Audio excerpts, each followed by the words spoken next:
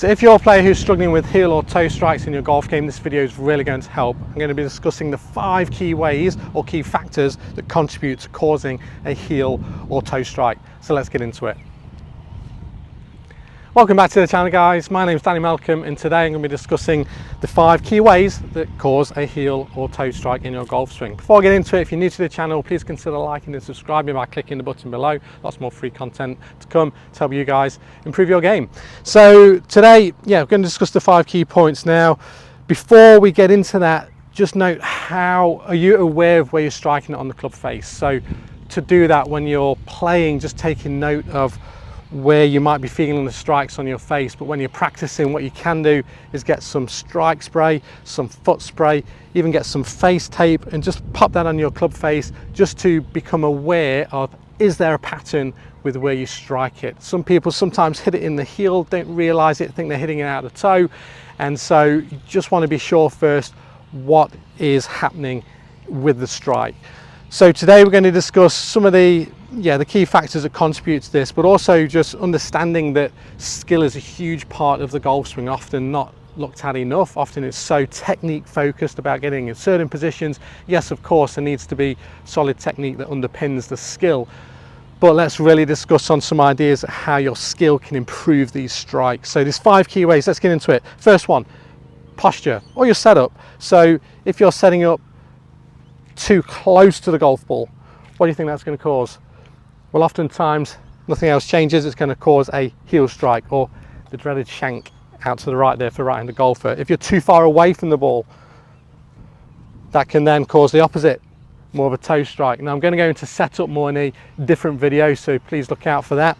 In terms of number 2 is swing direction. So excessive swing directions, either too far to the right or too far to the left. These can cause issues with strikes towards the heel or the toe. Number 3 is your swing plane. So if you're swinging, obviously if you was playing baseball, you'd swing much more on this more rounded, flatter swing plane. If you was playing up against the side of a wall and you're swinging super up and down, then that would be very vertical. Of course, golf's played on an incline, and so any changes during the swing to this plane, such as this way or this way, is going to affect the strike. So if we start to come too far up, this is often caused a lot of times by what we call early extension, then the handle is going to raise and the club starts, head works in, toe strike, and vice versa. And this is a lot rarer, but if you get the handle too low through the shot, then it's going to shove the club out to in front of you, and we're going to get more of a heel strike. So that's the other way. And number 4 is if there's excessive motion during the swing, either towards the ball or away from the ball. Now again, towards the ball, that's going to cause more of a heel strike, and if you start to shift your mass away from the ball, that's going to cause more of a toe strike. And then number 5 is the arms during the swing and through into impact. So if we get too much of this, more of a retraction, or some people might call that a chicken wing, as we come through, that can bring the club closer to you and resulting in more of a toe strike. Yes, it can affect strikes high or low in the face. That'll be on a different video, just looking at heel and toe here.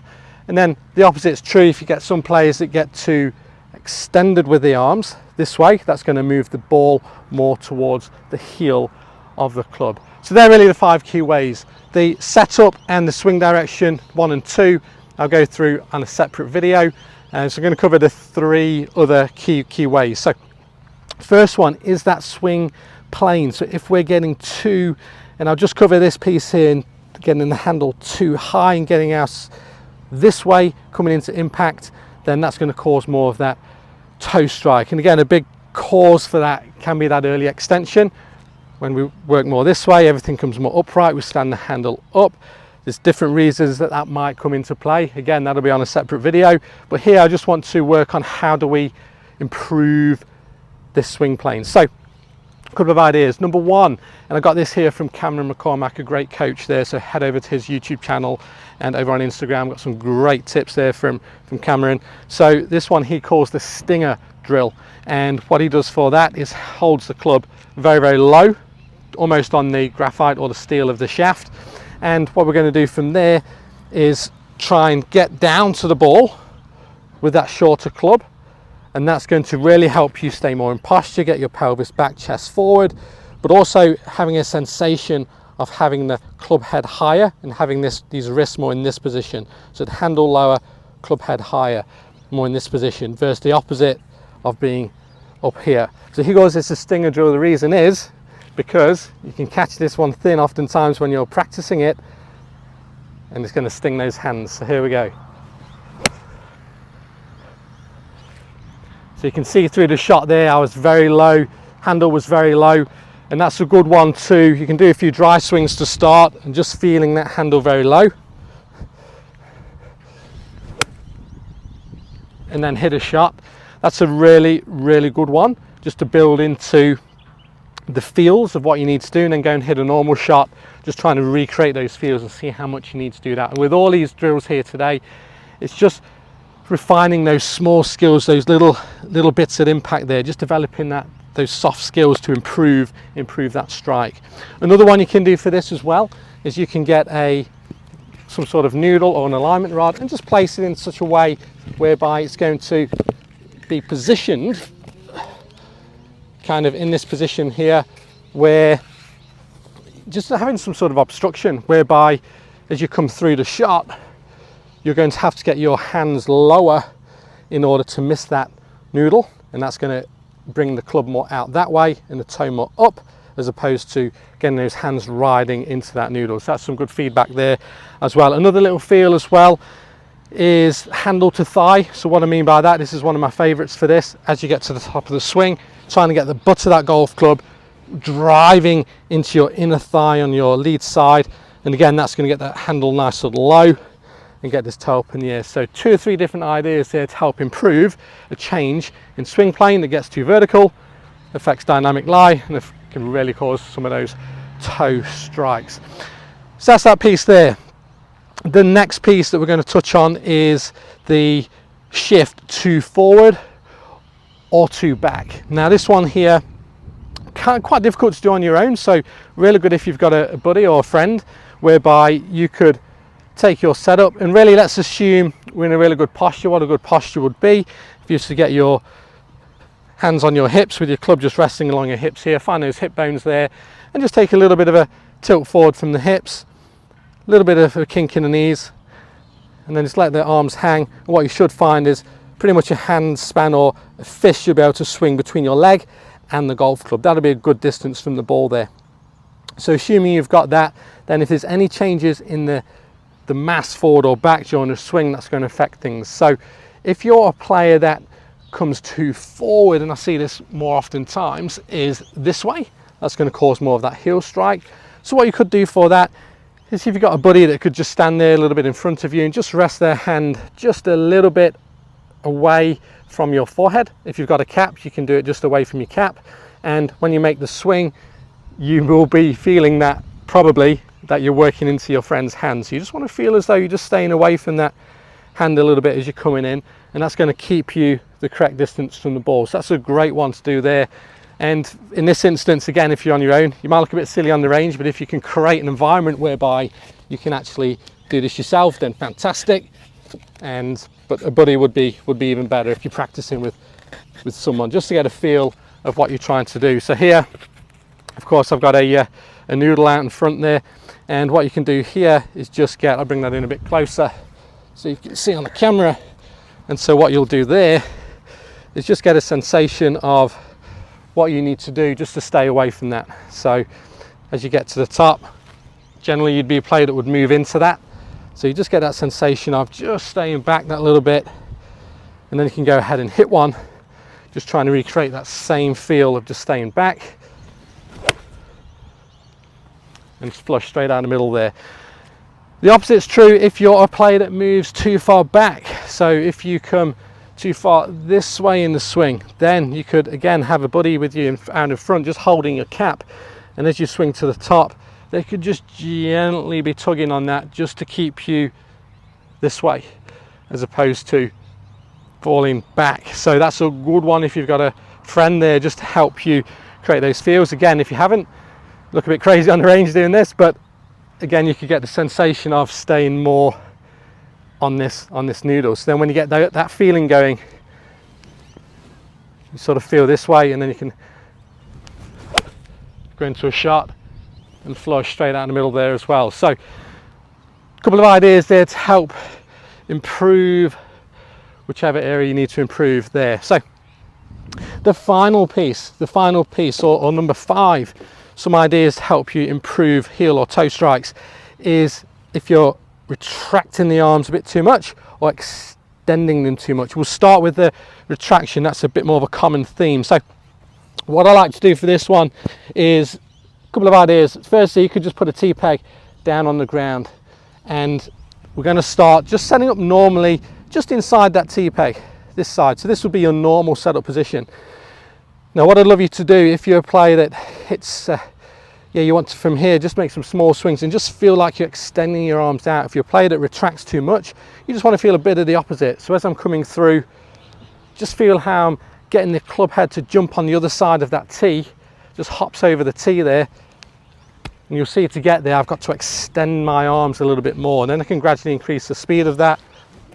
And you just feel that extra little bit of move that way. Now just be sure when you're doing that you don't move the whole mass that way, as we've just worked on, but it's a good one just to feel that little bit of extra extension. So then what you can do is pop a ball on the other side,